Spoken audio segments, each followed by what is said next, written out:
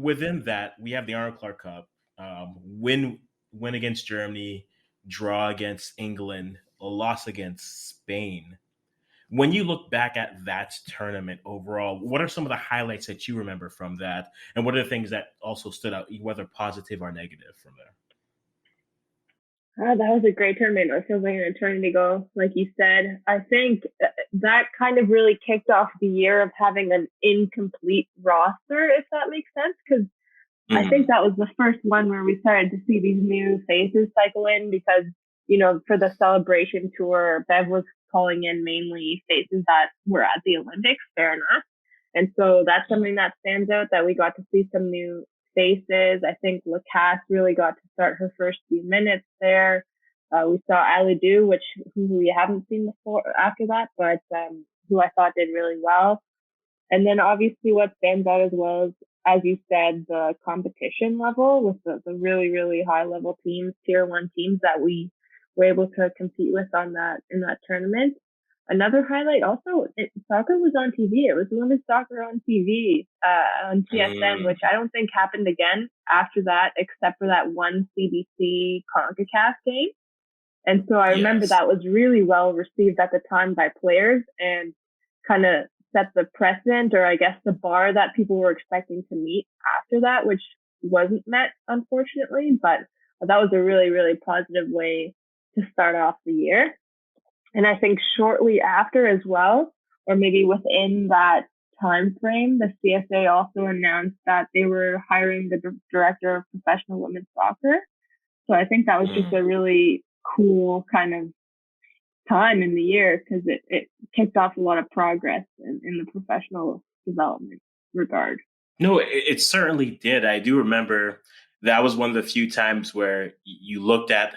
I realized that was the beginning where I realized I'm going to have an on and off relationship with TSN this year, where it was just okay. I'll catch these three games, and then realize okay, right. If the U17s and the U20s make that, I'll have to get it again for that. Okay, so that's 2 more months, and then the men's World Cup coming at the end of the year. It just turned into okay, I'm gonna have an on and off relationship with TSN this year. This is fun, but no, I think there's so many subplots after the Arnold Clark Cup. You mentioned Ali Du, players that we saw.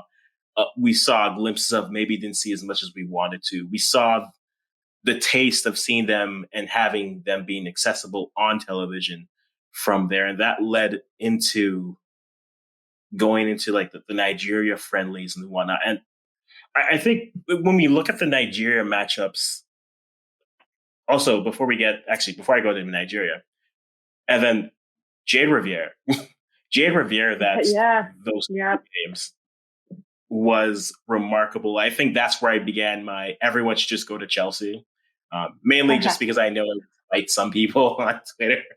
But yeah, I felt that Jayde truly played so well in those three games and she really did stand out. They didn't have Sinclair for those three games. So it was interesting to see kind of how Bev would navigate the team through that without some of those best players.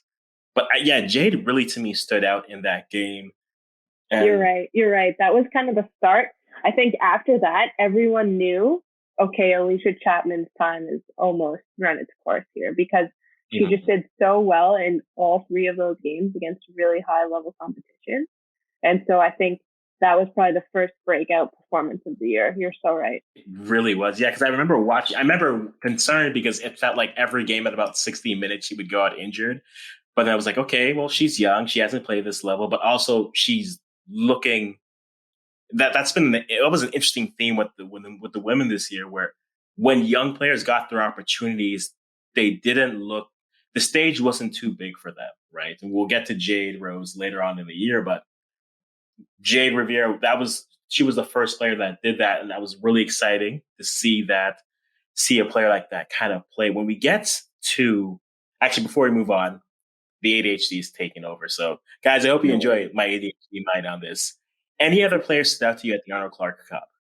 I think it was also a really strong performance by Vanessa Gilles again. I mean, maybe that wasn't a surprise at all because of, how Mm, she's done in the last year or two.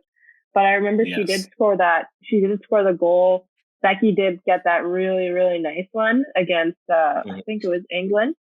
And so England, those are yes. probably two more standouts for me. Yeah, that's a fair point to bring up.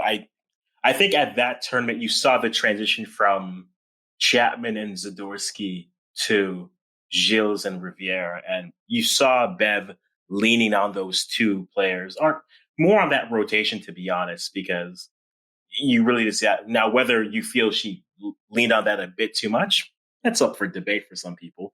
But I did enjoy seeing Gilles come up. Gilles is always interesting to me because she represents a portion of the national team, say that didn't come through a national development center per se. I think if you look at the team, the most recent team, it's Gilles Lacasse and Evelyn Viens are the only three players who didn't come from a national development center or and didn't Yep, play any youth team for Canada. So I'm fascinated by those players just because they're the outside the systems, and I'm always looking for the development isn't linear. So please, just because exactly. they're yeah. So I I've loved to see the progression that she made, and where Gilles is right now, it's also very good. So I enjoyed that.